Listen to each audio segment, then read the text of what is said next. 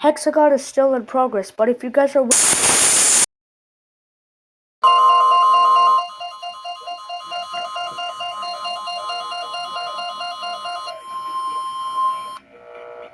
have received reports of an incident in Lower Manhattan.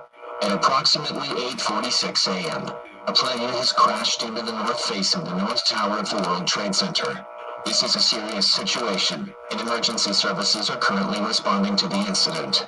We strongly urge the public to avoid Lower Manhattan, especially the World Trade Center area. The safety of individuals in the vicinity is of utmost importance. Please refrain from entering the affected area and allow emergency personnel to carry out their duties efficiently. Local authorities are working diligently to assess the situation, provide aid, and ensure the safety of all individuals involved. Updates and further instructions will be communicated through official channels and local news outlets.